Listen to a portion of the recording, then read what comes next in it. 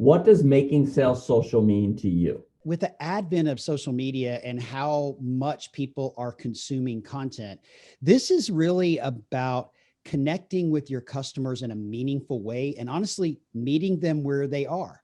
Where are they? They're on social media and they're on a variety of social media platforms.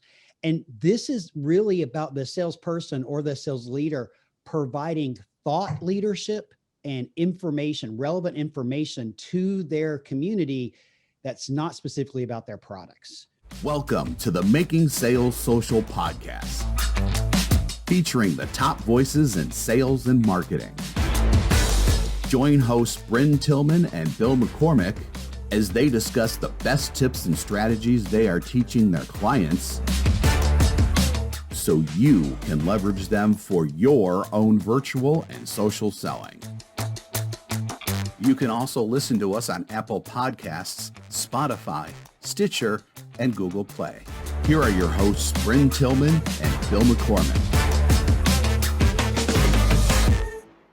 Welcome to Making Sales Social. I'm Bill McCormick. I'm Bryn Tillman. So Bryn, who's joining us today? So this is fun. Our guest today, I met on Clubhouse, and now I've met lots of amazing people on Clubhouse, and we can talk about what that Clubhouse is for some folks that don't know. But Sid Meadows is the first guest we've had on Making Sales Social that I met through Clubhouse. Sid, welcome to the show. Thank you, Bryn and Bill. I'm glad to be here with you today. And I love the fact that we met on Clubhouse and now we're here, which is pretty awesome. Me too. And I'm just for our viewers, Clubhouse is an audio only, but it's like going gangbusters, and there are rooms that you can go in with topics. And Sid and I were in the same room, and we both, I think, really hit it off based on our very similar perspective in business development, sales, and social selling. And so we are so excited to have you here. And then I'm going to give this back to Bill to keep going. Yeah. So Sid, tell everyone just a little bit about you, what you do, about your company. Sure. Thanks, Bill, for that question. So I'm Sid Meadows. I'm actually a certified professional coach, as well as a certified high performance coach and a business strategist. I also host a podcast and I write a column. So I've become a journalist over the last couple of years, which is a really interesting part of my career. But I predominantly work with business leaders and salespeople and individuals that work inside the contract interiors industry. And so when you think about that industry, we are the people that provide the products and the services to the built environment. So you think about office space, a hotel space, a doctor's office, anything that's inside a built environment, that's the community that I work with. And I started my company, Embark CCT, almost 4 years ago, after I left a successful sales career as an individual contributor, and then finally as a senior vice president of sales for a leading manufacturer. Decided that it was time for some reason to get on this bumpy road of entrepreneurship. So here I am 4 years later. Welcome to the ride. It is a ride, that is for sure. It is for sure. Well, Sid, we always ask each guest the same question to start off. What does making sales social mean to you? You know, I've thought a lot about this with the advent of social media and how much people are consuming content. This is really about connecting with your customers in a meaningful way and honestly meeting them where they are. Where are they? They're on social media and they're on a variety of social media platforms. And this is really about the salesperson or the sales leader providing thought leadership and information, relevant information to their community that's not specifically about their products. Oh, I love that. So I got two things from this. Relevant information, but it doesn't have to be about selling your stuff. Yes. So I'm excited to go deeper in that. I just want to ask, give us an example of how you might do this or how you teach your clients to do this. Sure. So let's talk about trends for a second. There are trends that are happening in our industry. One of the trends is biophilic design. Biophilic design is the concept of bringing nature into the office environment. Okay. And you could do that in a variety of ways. So what I would encourage salespeople to do is talk about the trend and how the trend impacts and what the benefits are to an environment. not the product that you sell. So an example might be, oh, I have this sofa and it's in green that looks like the grass. You should buy this, right? Actually, no, talk about biophilia and the impact to health and wellness that biophilia provides to the employee and why you want this type of trend in your office environment. So I love it. We call this stop leading with your solution and lead to your solution. Oh, that's awesome. I love that. Love So that. every once in a while, my dogs get into my office, so that's bringing the environment into my office. And so as we're talking about this and talking about trends, wouldn't you say it's not so much the trends that are in a specific industry you're selling to, but it's the trends that your clients care about? Absolutely. And not just care about, Bill, but maybe that your clients need to be educated on, because trends in any industry come up on a regular basis. And if you're watching your industry, whatever your industry is, and you're paying attention, then you can share those trends with your followers and with your customers and explain what the impact is to them and how it will benefit them. Yeah, and that's really where we get to. So often we as salespeople want to talk what we want to talk about what we want to talk about, and we make the mistake of thinking that that's what our clients care about, and it's just not true. Talk with us a little bit about what you're teaching, training your clients to do, like right at the top of the funnel to help get lead generation. I hate those two words together, Yeah. but it's what we use, right? Opportunities in the pipeline. Yeah. At the top of the funnel, how are you advising your clients to bring names, bring opportunities in that way? One of the things that I think is important about this and how do you fill your funnel is so many people in sales, we've been taught to go find customers, right? We've been taught to go seek to find customers, and which is great. I mean, you dial for dollars. Some people might call it that, whatever it is, we've got to go find customers. We got to find new business. We got to fill our funnel. And I think that's great. But going back to what I said a few minutes ago, you got to meet your customers where they are, and they're on the internet, right? And so what I encourage my clients to do is seek to be found rather than seek to find. And how do you be found? You're found by producing content, by being a podcaster, by writing a blog, by posting on social media. Because guess what? There is a statistic, and I don't remember exactly where I heard it, but 80% of your customers know who you are, know about your company, and know about your product before they ever reach out and call you or talk to you. Right? That's a new one. I love that one. It's an important statistic because we basically the message, you got to go digital. You got to be in the digital realm in some way. Salespeople should be promoting video and doing lives. You should be hosting interviews similar to this with other people in your industry or in your, whatever your topic is, talking about what it is that you do. So it's seeking to be found. And if salespeople listening to this have never Googled themselves, go incognito on Google and Google yourself and see what comes up. Because if you're not curating what comes up, someone else is. That's true. That is so true. And what I'll say to many of the salespeople listening, typically your LinkedIn profile is one of the first things that will come up. So what does that look like when somebody finds you on LinkedIn? What do they see? Absolutely. So this is great. So I would love to find out where that 80% figure came from. Would love to be able to cite that statistic and I'll really be Googling it. Yeah. So Sid, I'm a salesman. I work for a sales manager who's stuck in 1970s or the 1980s. And no, I don't. No, this is hypothetical. This is not great. Glad you prepped that. Brent's stuck in 2030. That's where we're going. But if I've got that sales manager that's stuck and is just telling me, look, you just got to dial, you just have to dial. How do I go about having that conversation to say, listen, 80% of people already know about us. They already know about me, how we're being found. How do I have that conversation? There's this concept out there about managing up. And I think it's every salesperson, every individual's responsibility to know who their manager is and how to manage the manager. You got to manage up. There's absolutely no doubt. And depending on who your manager is, some of the things that I might do is actually present research to them. I might present relative information to them. I might actually go do some research on sales enablement. And what does sales enablement mean and why is it important?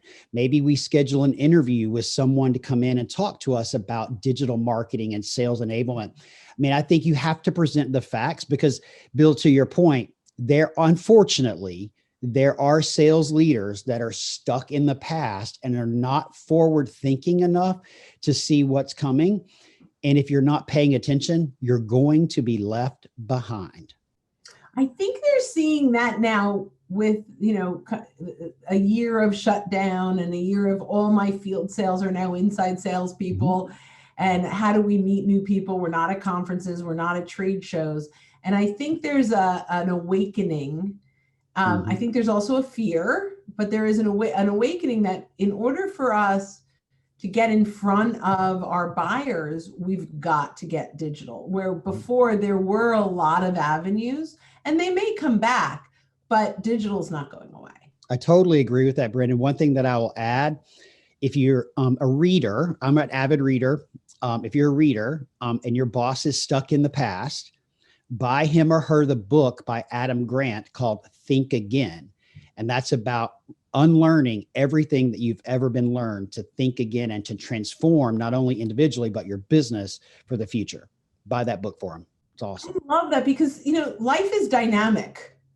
It's not, there's like sales training out there that was really effective at one time and less effective now. And so we have to evolve. Mm-hmm. We have to, the buyer's journey has changed. Digital did that, right? Like, it's not like human beings have changed much, but, we Google things before we buy them. When I bought my first car at a dealership, which was my third car, but when I bought my first car at a dealership, I walked into dealership. I had no idea what my options were. I saw a couple commercials on TV. Maybe I saw something in the newspaper, but I had to sit down and go, okay, these are the things I want. What can you do for me? Mm-hmm. I walk into a dealership now. I know I want leather seats that are heated. I want this model at this color. And by the way, this is how much I saw it for. So I want it at least at this price or less. And Brent, you just gave the perfect example of a car buying, right? Mm-hmm. Every industry, regardless of what you sell, your customers are doing exactly the same thing. Mm-hmm. Yeah. Thank you, Google. You made that possible. We do it on vacuum cleaners. We do it on cars. Mm-hmm. People do it when they're buying office furniture. It doesn't matter what they're doing. They use the power of the internet. And the customer today is smarter than they ever have been before. And we have to keep up with them. Absolutely. And we have to serve them differently. Mm-hmm. Right? Because, and the last thing I'll say is, we've always been taught that we have to completely control the conversation, right? Mm-hmm. And I actually have flipped this a little bit. I mean, it's not like I've given up control, but I need to understand what do they know coming into this. A lot of this through questions, I let them take some control mm-hmm. because they have more of is it 57% of the buying process is done before the seller is even brought in? I think that's a challenger sales stat, right? It might have gone up to 67% in the second book, right? So if 67% of the buying decision is made, that means that they've already made their lists and their pros and cons. We need to know where they are. Mm-hmm. We can't assume that they're coming to us without any preconceived notion. We have to give up some of that control mm-hmm. in order to allow them to express exactly where they are and what they're looking for. And I think that's a different buyer journey than 10 years ago. Absolutely. 100% agree with you. Mm-hmm. So let's take this along that journey now. Mm-hmm. So as the sales rep, as people are finding me, so what kind of content should I be producing to make sure that they understand that I'm that guy, that we're that company? Yeah. So I think there's two components of this. And thank you for that question, Bill. The first component is you need to be an expert on your industry and not an expert on your product. We sell products. That's how we make a living. But you need to be an expert on your industry in order to know everything about your industry, in order to ask the right questions.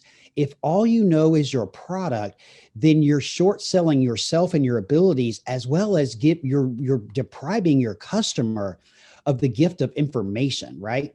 And so if you focus on being an industry expert, not a product expert, then it's going to help you along the way. Now, as it relates to specific content, the types of content, there's multiple types of content that you could do. I'm a huge proponent of video, so I would say do video, but not everybody has a face for video. I don't have a face for video, let's be clear. Oh, yes, but video intimidates so many people, but video is a great way, especially if it's less than 3 minutes, to communicate with your customer. Blogs, podcasts. I said that earlier. Podcasts are a great way to share information with your customer base, especially if you're in a smaller market. It's a great way to reach your customers, right? Newsletters, another great example. It doesn't all have to be posting on LinkedIn or Instagram or anything like that, but you've got to get in the game of content and producing content. Another thing that I think is really important that salespeople could do, especially now, is bring together a group of like-minded people and host a networking event, a virtual networking event, just to help people meet each other. And then I tell people this all the time. And to Brent's point in the very beginning, if you're not on Clubhouse, you're missing an opportunity to sell something every day of the week, because your customers are on Clubhouse. Your buyer, your influencer, you've got to find them. It's not easy to find them, but once you find them and you're in a room with them, all of a sudden you have a new interactive way to talk to them versus LinkedIn. Now, I'm a huge LinkedIn advocate, but LinkedIn is static. You can't have a two-way conversation unless someone chooses to comment. On Clubhouse, they're talking. And you can talk too. So I think that's another place and another type of content that's just really getting discovered, if you will, because it's live content, not recorded content. So those are just a few of the things. The one thing that I'll say is start, just do something. Yeah. The one thing I would say, so I think the significant difference, just to put nomenclature around it, is LinkedIn is asynchronous. Yeah, thank you. Right. So you post something, they'll respond back, but you're responding asynchronously, that's the word, where Clubhouse is synchronous. It's real-time conversation. Yep. And I also like that it's not being recorded. I think people are more authentic and more genuine. You're not going to put something in comments that you're afraid somebody will see down the line. But on Clubhouse, you might say some things because it's not recorded. Nobody's coming back and yeah. You can't be held accountable for it necessarily, right? Well, I think you get a little more authentic conversation. Absolutely. That's one of the things I love the most about it, is that right there. Me too.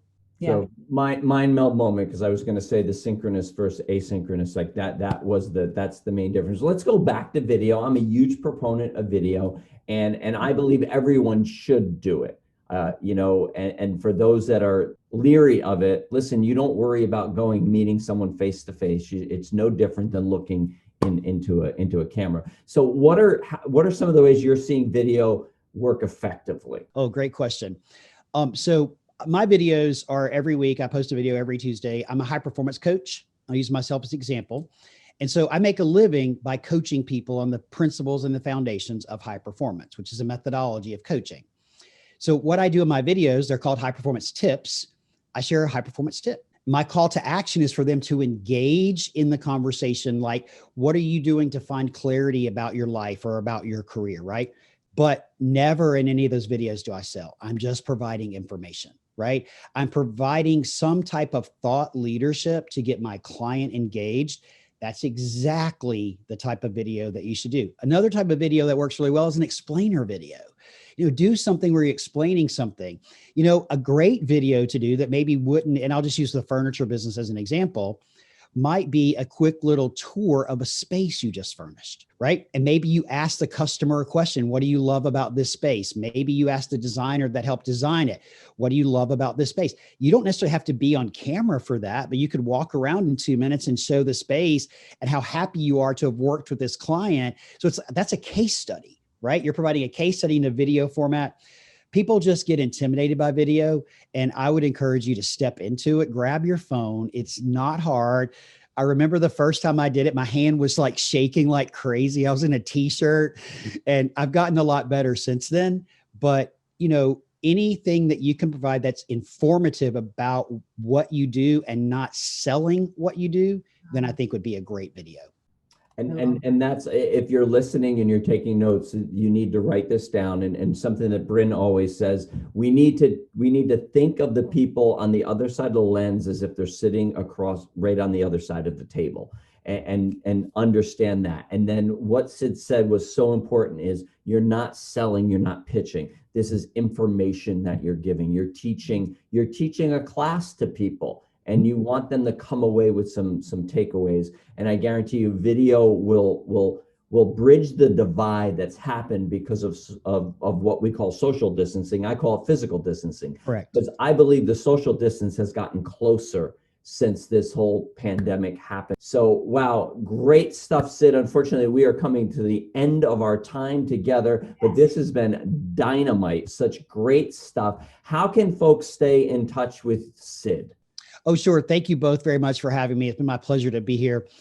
So I'm a LinkedIn advocate, so please connect with me there. Sid Meadows, super easy to find. I'm also on Instagram at Coach Sid Meadows.